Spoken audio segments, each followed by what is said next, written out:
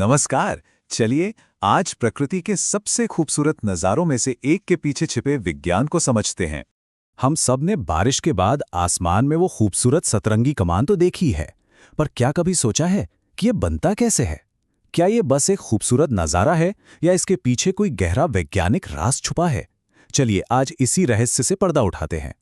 अच्छा, तो इस पहेली को सुलझाने का जो पहला सुराग है ना, वो सूरज की रोशनी में ही छिपा है, जिसे हम सफेद प्रकाश कहते हैं। तो सबसे पहले ये जानना जरूरी है कि ये सफेद प्रकाश आखिर है क्या।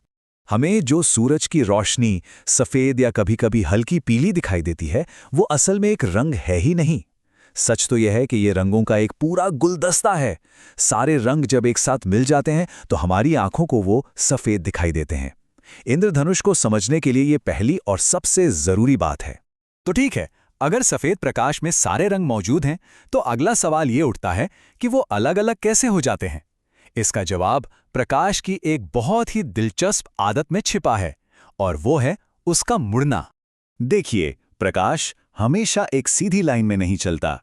जब भी वो एक चीज से दूसरी चीज में जाता है, जैसे हवा से पानी में या हवा से कांच में, तो वो थोड़ा सा मुड़ जाता है। और सिर्फ मुड़ता ही नहीं, उसकी रफ्तार भी बदल जाती है। विज्ञान की भाषा में इसी चीज को हम अपवर्तन या रिफ्रैक्शन कहते हैं। और इसी अपवर्तन की ताकत को समझने के लिए वैज्ञानिकों ने एक बहुत ही साधारण से दिखने वाले कांच के टुकड़े का इस्तेमाल किया, जिसे प्रिज्म कहते हैं। आपको जानकर हैरानी होगी कि ये छोटा सा उपकरण प्रकाश के बड़े-बड़े राज खोल सकता है। अब हम इस कहानी के सबसे मजेदार हिस्से पर आ गए हैं। जब प्रकाश प्रिज्म से गुजरकर मुड़ता है तो कोई जादू नहीं होता, बल्कि साइंस का एक कमाल का नियम काम करता है। प्रकाश अपने असली रंगों में टूटकर बिखर जाता है। इस प्रोसेस को कहते हैं वर्ण विभाजन या डिस्पर्जन। ये असल में अपवर्तन का ही एक नतीजा है। जैसे ही सफेद प्रकाश मुड़ता है, उसमें छुपे हुए सारे रंग अपनी अपनी अलग राह पकड़ लेते हैं। और ये कोई भी रैंडम रंग नहीं होते हैं। सफेद प्रकाश जब भी बिखरता है, वो हमेशा 7 खास रंगों की एक खूबसूरत पट्टी ही बनाता है। रंगों की इसी तरतीब व श्रृंखला को वर्णक्रम या स्पेक्ट्रम कहा जाता है। प्रकाश का ये गुण इतना जरूरी है कि वैज्ञानिक इसी की मदद से हमसे करोड़ों किलोमीटर दूर के सितारों की बनावट तक का पता लगा लेते हैं। इस वर्णक्रम को याद रखने का एक बहुत आसान तरीका है विबग्योर। ये रंगों के क्रम को दिखाता है। वायलेट यानी बैंगनी से शुरू होकर Indigo, blue, green, yellow, orange और आखिर में रेड यानी लाल। पर यहाँ एक और सवाल खड़ा होता है। ये सारे रंग अलग अलग तो होते हैं, पर इसी क्रम में क्यों? ऐसा क्यों है कि लाल हमेशा एक तरफ और बैंगनी दूसरी तरफ ही होता है? इसका राज छिपा है हर रंग की अपनी वेवलेंथ में। आप ऐसा समझ सकते हैं कि हर रंग की अपनी एक अलग पहचान होती है, और यही पहचान ये तय करती है कि अपवर्तन के दौरान कौन सा रंग कितना ज्यादा मुड़ेगा। जैसे कि बैंगनी रंग की वेवलेंथ सबसे कम होती है, इसलिए वो सबसे ज्यादा मुड़ता है। वहीं दूसरी तरफ लाल रंग की वेवलेंथ सबसे ज्यादा होती है, तो वो सबसे कम मुड़ता है।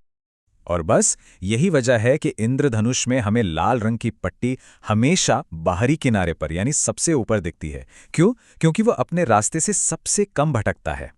तो अब तक हमने प्रकाश को समझ लिया, उसके मुड़ने को यानी अपवर्तन को समझ लिया, और रंगों के बिखरने यानी वर्ण विभाजन को भी समझ लिया। अब इन सब टुकड़ों को जोड़कर आसमान की उस बड़ी सी पहेली को हल करने का वक्त आ गया है। और यहीं पर असली जादू सामने आता है। जो कमाल हमने लैब में एक छोटे से प्रिज्म के साथ देखा, वही कमाल कुदरत हर रोज बहुत बड़े पैमाने पर करती है। तो सवाल ये है कि प्रकृति का प्रिज्म क्या है? वो है बारिश के बाद हवा में तैरती लाखों करोड़ों पानी की नन्ही नन्ही बूंदें। हर एक बूंद अपने आप में एक परफेक्ट छोटा सा प्रिज्म होती है। तो पूरी प्रक्रिया कुछ इस तरह होती है। बारिश के बाद जब सूरज निकलता है, तो उसकी किरणें हवा में मौजूद इन पानी की बूंदों से टकराती हैं। हर बूंद के अंदर प्रकाश मुड़ता है और 7 रंगों में बिखर जाता है। और जब लाखों बूंदें एक साथ मिलकर ऐसा करती हैं, तो उनका मिला जुला असर हमें एक विशाल रंगीन इंद्रधनुष के रूप में दिखाई देता है। तो असल में इंद्रधनुष सिर्फ खूबसूरत नहीं है, ये भौतिकी का एक बहुत बड़ा लाइव डेमो है। एक जीता जागता सबूत कि कैसे एक साधारण सी दिखने वाली सफ़ेद रोशनी अपने अंदर रंगों का पूरा ब्रह्मांड समेटे हुए है। तो अगली बार जब आसमान में इंद्रधनुष देखें तो सिर्फ उसकी सुंदरता पर ही हैरान मत होइएगा, बल्कि उसके पीछे की इस शानदार साइंस को भी याद कीजिएगा। और जरा सोचिएगा कि प्रकाश को तोड़ने और बिखेरने का यही नियम प्रकृति और कहाँ-कहाँ इस्तेमाल कर रही होगी।